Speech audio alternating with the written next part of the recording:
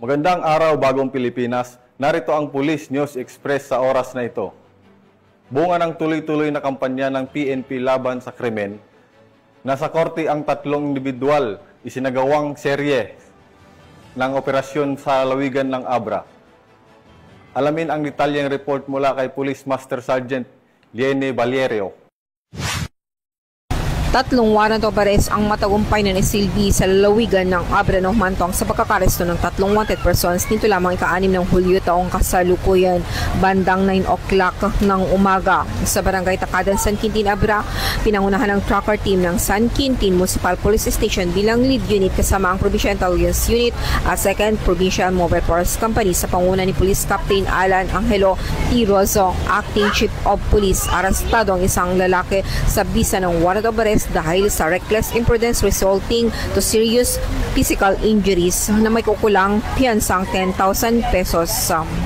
Samantala, bandang 2 o'clock ng hapon naman sa barangay Bangkayan, Bukay, Abra, pinangunahan ng tauhan ng Bukay Municipal Station bilang lead unit kasama ang Provincial Intelligence Team Abra, Regional Intelligence Unit 14, 2nd Abra Provincial Mobile Force Company at Abra Provincial Intelligence Unit sa pangasiwa ni Police Major Bede Dakiwas, Acting Chief of Police ng Bukay MPS. Arestado ang isang lalaki sa bisa ng warrant of arrest dahil sa paglabag sa Section 5 ng Republic Act 9262 o Violence Against Women and Their Children na may rekomendang bail ban na 72,000 pesos.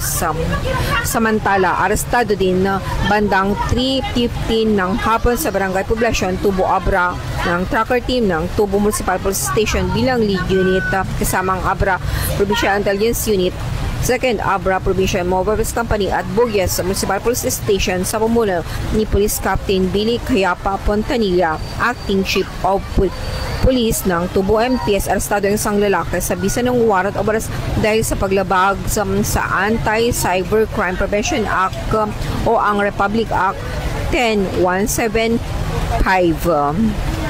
Nasa kustudiya ngayon ang mga nasabing suspect. Binibigyan din ang tagumpay niya ito ang matatag na pangako ng Abra Philippine National Police na itaguyod ang kaligtasan ng publiko at itaguyod ang kagalingan ng komunidad.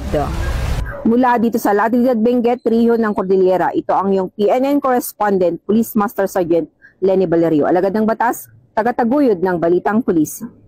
At para sa iba pang napapanahong balitang pampulisya, laging tumutok sa Police News Network, alagad ng batas, tagataguyod ng balitang pulis.